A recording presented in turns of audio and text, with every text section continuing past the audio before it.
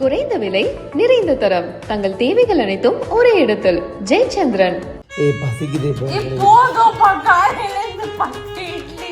கண்ணு வச்சு நான் நாளைக்கு கம்மியா சாப்பிட்டா நீங்க மனசு கஷ்டப்பட மாட்டேன். ப்ளீஸ் கம்மியா சாப்பிடு.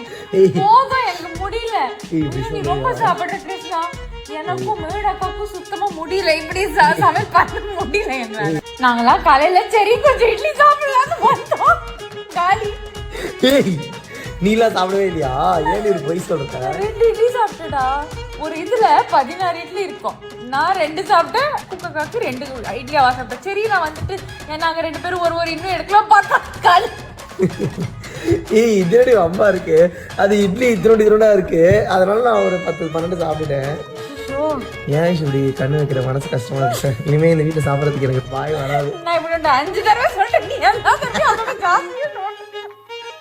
நீ நான் ரொம்ப ஓவரா சாப்பிடுறேன்னு சொல்ல வரியா?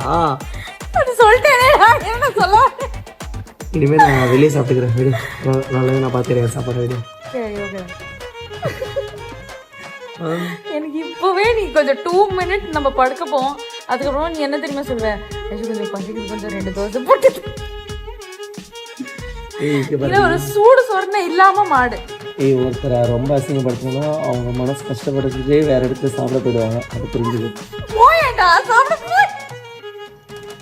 இந்த வீடியோவில் அவங்க சொல்கிற கண்டென்ட்டை தாண்டி இவங்களுடைய சிரிப்புக்காகவே இந்த வீடியோவை திருப்பி திருப்பி பார்க்கலாம் போல. அந்த அளவுக்கு குலுங்கி அப்படியே வயிறு வலிக்கு இவங்க சிரிக்கிறாங்க. அவங்களுக்கு சிரிச்சு வயிறு வலிக்கிறது நம்மளால ஃபீல் பண்ண முடியுது. அந்த அளவுக்கு இவர் அட்ராசிட்டி பண்ணியிருப்பார் போல.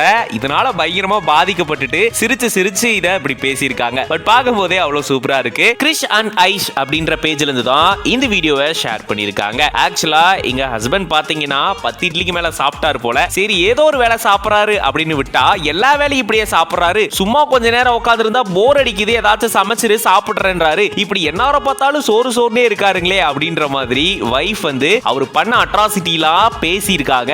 இதை கேட்டவரு இனிமேல் நாங்க சாப்பிட மாட்டேன் அப்படின்னு சொல்ல, இப்படிதாப்பா நீ எல்லா தடவையும் சொல்ற, சொல்லிட்டு அடுத்த நிமிஷமே சாப்பிட்றியப்பா அப்படின்னு மறுபடியும் வைஃப் பாத்தீங்கன்னா ஹஸ்பண்ட நோஸ் கட் பண்ணனு இப்படி இவர் செஞ்ச எல்லா விஷயத்தையும் ரொம்ப ஃபன்னியா சிரிச்சுட்டே இவங்க சொல்லியிருக்காங்க. பட் பார்க்கும்போதே அவ்வளோ அழகா அவ்வளோ கியூட்டா இருக்கு. நம்ம வீட்லயும் இந்த மாதிரி ஒரு சிலர் இருப்பாங்க. திடீர்னு போர் அடிச்சா சாப்பாடு, ஆஹா எனக்கு தூக்கம் வரல சாப்பாடு, சும்மா தானே உட்காந்துருப்போம் சோறு சாப்பிடுவோம் அப்படின்னு சாப்பாடு, இப்படி எல்லாத்துக்கும் சோறுனே இருப்பாங்க. பட் அவங்கெல்லாம் பார்க்கும்போது ஆஹா இவங்க மட்டும் எப்படிப்பா இப்படிலாம் சாப்பிட்றாங்களே அப்படின்னு நமக்கெல்லாம் ஒரு சில நேரம் தோணும். அப்படிதான் இவரு இந்த மாதிரி அட்ராசிட்டி பண்ணிருப்பார் போல.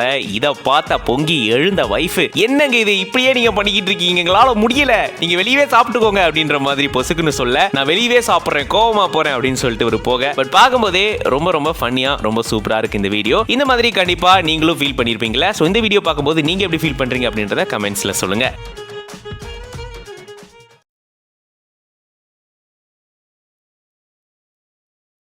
குறைந்த விலை நிறைந்த தரம் தங்கள் தேவைகள் அனைத்தும் ஒரே இடத்தில் ஜெயச்சந்திரன்.